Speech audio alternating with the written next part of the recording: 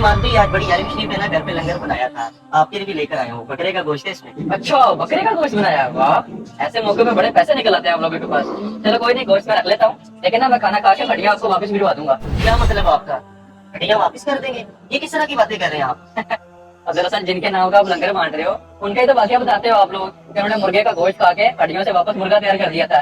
تو میں نے سوچا بوٹیاں بوٹیاں کھا کے ہڈیاں آپ کو واپس بھیج دیتے ہیں, شاید آپ لوگ اپنا بکرا نیا تیار کر لو. شرم آنی چاہیے ماد آپ کو, کس طرح کی باتیں کر رہے ہو؟ میں ایک تو لنگر لے کر آیا ہوں, اوپر سے مذاق اڑا رہے ہو. کیا تم ان کرامات کو نہیں مانتے؟ تو صحیح تو ہے, جس طرح کی کرامات آپ لوگ بتاتے ہو انسانی عقل اس کو ماننے کی اجازت نہیں دیتی. ارے معاذ بھائی, معجزہ اور کرامت یہ عقل میں نہیں آتے, اس لیے تو یہ معجزہ ہے, اس لیے تو یہ کرامت ہے. اچھا میری بات سنیں, بالفرض میں اگر آپ کو کہوں فار ایگزامپل کہ غوث پاک 200 سال تک بغیر کچھ کھائے پیے زندہ رہے اور پھر انہیں کچھ بھی نہیں ہوا, تو آپ کیا کہیں گے؟ کہانی جی عبد القادر جیلانی کے پاس ایک عورت آئی, اس کا بچہ ان کے پاس پڑھ رہا تھا اور وہ مرغا کھا رہے تھے اور وہ دال سے روٹی کھا رہا تھا. تو مرغا تھوڑی دیر بعد انہوں نے ہڈیوں پہ کم بھی زندہ پڑا تو مرغا زندہ ہو گیا. ان کا جب تیرا بیٹا اس مرتبے پہ پہنچے گا نا تو وہ بھی مرغا کھا لے گا. اس مرتبے پہ پہنچے بغیر مرغا نہیں کھانا کسی نے. حضرت ابو بکر عمر عثمان علی نے کتنے ککڑ زندہ کیتے ہیں. چلو نبی علیہ السلام نے کوئی مرغا زندہ کیا ہے, وہ کوئی روایت دکھا دو.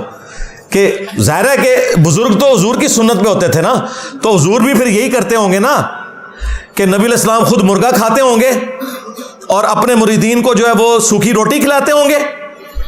ہاں یہ ذرا بتاؤ کہ یہ عبد القادر جیلانی نے کس نبی کا کلمہ پڑھا ہوا ہے, یہ کس نبی کی سنت پہ چل رہا ہے؟ صحابہ نے تو ایک پتھر باندھا ہوا تھا, خندق کے موقع پر نبی نے 2 پتھر باندھے ہوئے تھے. تمہارے بزرگ کس نبی کے طریقے پہ ہیں؟ آؤ ٹیکنیکلی بھی ذرا بتاؤ. تمہارے بزرگ مریدوں کو جلا کے راکھ کر دیں, اور بخاری مسلم ہے کہ ہمارے نبی علیہ السلام, انس ابن مالک کہتے ہیں 10 سال حضور کے ساتھ رہوں, چھوٹا سا بچہ تھا 10 سال کا, ام سلیم میری والدہ چھوڑ گئی کہ آپ کی خدمت کرے گا. میں گھر کے کام کاج کے لیے جب نکلتا حضور مجھے بھیجتے تو میں جا کے بچوں میں کھیلتا, بھول ہی جاتا. نبی صلی اللہ علیہ وسلم نے کبھی مجھے نہیں ڈانٹا, کبھی یہ نہیں کہا تو نے یہ کام کیوں کیا, کیوں نہیں کیا. اور تمہارے عبد القادر جیلانی تمہارے بقول مریدوں کو جلا کے راکھ کر دیں اور خود مرغے کھاتے ہیں اور مریدوں کو دال کھلاتے ہیں. لہٰذا یہ آج کل جو کر رہے ہیں نا یہ بالکل ٹھیک کر رہے ہیں. ڈبا پیر نہیں جے, یہ بھی اصلی پیر جے, وڈے بھی یہی کچھ سن. آپ ککڑ کھاندے سن, دوسرے نوں دانا کھواندے سن. آج آپ کہتے ہیں نا یہ پجاروں میں پھرتے ہیں مرید, اور پرانے بزرگ پرانے بھی تو دیکھو نا ککڑ پہ کے کھا رہے جو, انہوں نے دالاں پہ کھواندے جے. کتنے دماغ گیا میرا, او پہ گیا جے تھوڑے بزرگوں نے, وہ پہ گیا جے. اور یہ وہ باتیں جو آپ نے ہمیں بتائی ہیں, یہ میں نے کوئی غار سے نہیں ڈھونڈ لی باتیں, یہ آپ لوگوں نے ہمیں بتائی ہیں کہ یہ ہوتا تھا. یہ تو میرا فیوریٹ ٹاپک ہے, اور کیونکہ دنیا میں تبدیلی اسی وجہ سے آئی ہے اللہ کے فضل سے. ہاں مڑ کر کے کچھ نہیں چاہنا, اس دن چ رکھنا.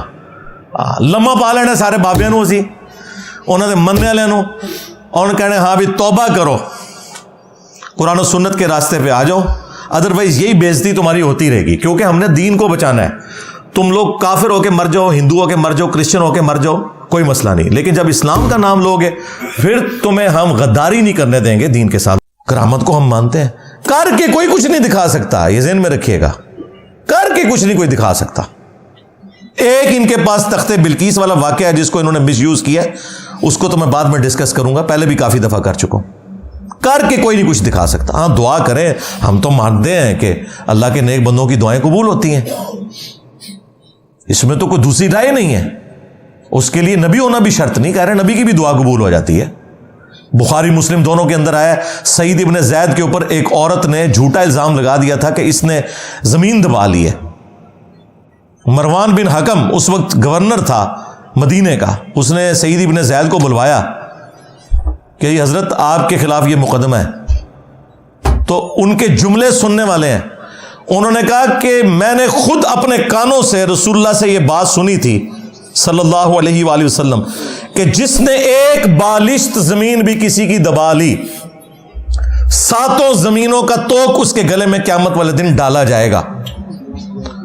تو کیا میں رسول اللہ سے یہ بات سن کر بھی کر سکتا ہوں ایسا کام کہ میں کسی کی زمین دبا لوں؟